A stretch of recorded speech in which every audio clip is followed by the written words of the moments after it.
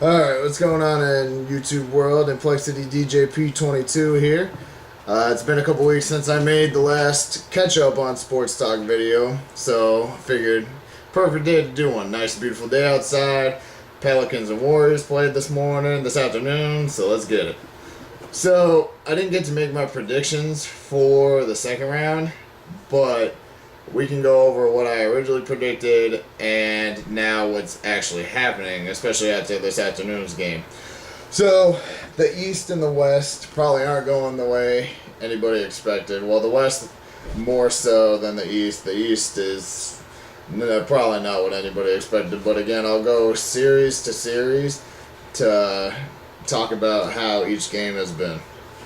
So, with the Cavs-Raptors series, everybody could kind of foresee this just because how Toronto's played in the playoffs, and like I said in my first video, Toronto hasn't been always known as the best playoff team, and especially against the Cavs. So the first year the Cavs and the Raptors played each other, the series went to 6 games. Last year they got swept. This year, it looks like they're going to get swept again. Especially with LeBron James' shot to buzzer beater last night to end the game, which didn't really look fully planned, but it was still a good shot. Got to give LeBron his respect. So now, going into the fourth game, Raptors really got to figure out if they want it. They're in Cleveland. They have pretty much, even going back to Toronto, they have the home court advantage, but they really need to utilize the home court. They went 0-2 this time at home. Last year, again, 0-2. So, apparently, the Toronto Raptors and the Atlanta Hawks like to get swept by the Cleveland Cavaliers. But, again, DeRozan didn't play so well. Lowry is Lowry. He did okay, but overall the team they haven't been clicking the way they're supposed to. They could have won the first game, which they looked the best in out of the 3 so far. But they messed it up and had to go into OT, and the Cavs won the game. So, in order for Toronto to actually at least win tomorrow and start taking this, they have to take game by game. They can't look ahead. They gotta just give it their all. They gotta do stops. Not even necessarily double team LeBron. You have to, I would say, honestly, you would probably want to stick DeRozan on him for a majority of the game, and then if it gets down to it, you got to double team him. So that series, I predicted the Cavs winning 4-2, but at this rate, honestly, they could win tomorrow and sweep. I wouldn't necessarily say that's not gonna happen. So the Boston-Philadelphia series. Now, the Sixers have looked good in all 3 games, and the Celtics have looked good as well in all 3 games, but the first game at home in Boston was probably the best Boston's looked overall. Again, not saying they haven't looked good overall the whole series, but they've been looking pretty good the first game. So, the second game, Philadelphia had by 20 in the second quarter, but, wow, I don't know what happened, and with Ben Simmons only scoring 1 point, well, yeah, we'll never see that again, because he's one of the top 2 rookies.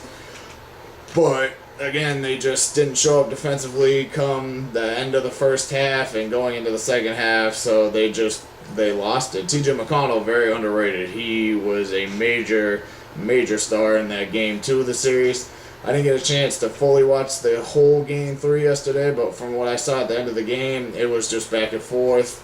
Defense on both sides was there because it was only 89-89 going into OT yesterday, so it was a decently defensive game, and Boston was up by 10 at one point from what I heard. So, Philadelphia hasn't been out of the series. It's just they haven't really performed the way everybody thought they would, including myself.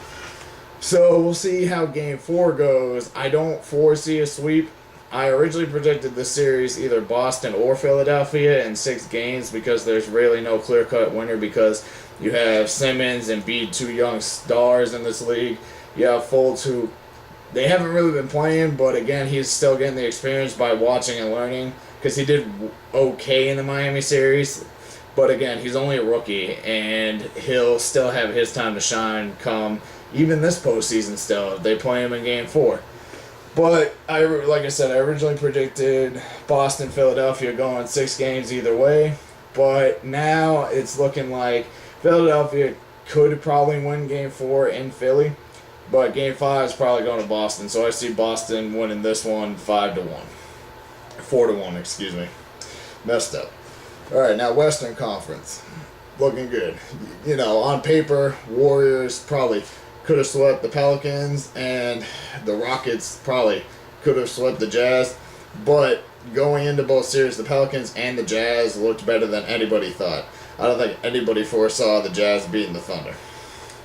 Again, it was possible, but, you know, I thought it would end up being a 7-game series. So, on the Jazz-Rockets series, which continues tonight, the Jazz showed up all right in Game 1. Again, I didn't really get a chance to watch that one, but Game 2, they just showed up completely. You know, Donovan Mitchell stepped up his game. He's been great, better than anybody expected all year. Again, he's the other, you know, one of the top 2 rookies. Can't leave Jason Tatum out of that conversation because he's balling right now in the second round of the playoffs too, and he balled all year. So I'd say those are my top 3 with Kyle Kuzma rounding out the top 4. But that'll be a video for a different day. So in that series, you know, it's just the Rocket, you know, Jazz did well the second game, and I blew them out. Yeah, Harden and Paul, you know, showed up. The team showed up. It's just they couldn't compete that night. Utah was just on fire. And then Game 3, Utah just came out. It looked, to me, from what I saw in the second half, they just came out lackadaisically. Just too calm. They didn't fully show the effort that they were the underdogs this whole time. And it showed that they were kind of the underdogs compared to Houston. Houston just balled out. I mean, you know, James Harden, Chris Paul, PJ Tucker has been balling out this playoffs. He's been doing good all year for him. That was a really good pickup. But again, I originally predicted the Rockets winning that one 4-1. And now it really depends how tonight goes. So I'll leave my prediction now. I'll still probably leave it 4-1 Houston just because, you know, Houston's just trying to prove that they can win a title with, you know, Paul, Harden, Tucker, Clint Capella.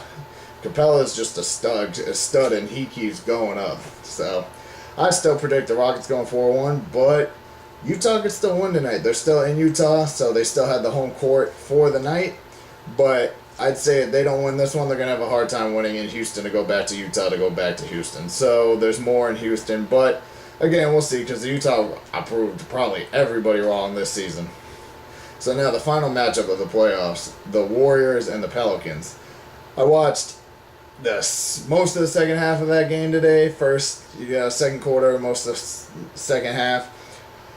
Pelicans were in it for a bit, and then it just kind of, you know, wishy-washy. But I mean, the Warriors are the Warriors. They got Steph, Clay, Durant, that's their top 3, but again, you can't stop there. They got Iguodala, they got Draymond Green. You know, he's a good all-around player. He has hustle stats. You got McGee, who was playing well for the first couple games of the first series. This series is still doing all right. You know, you got your bench coming off, Bell, Quinn Cook, all those boys, and it's just, with the experience, I gave the Warriors 4-2 originally predicted, because, you know, New Orleans is doing 10 times better than anybody thought. Rajon Rondo, very underappreciated point guard still in this league. He was considered one of the best 5-6 years ago on Boston with that team.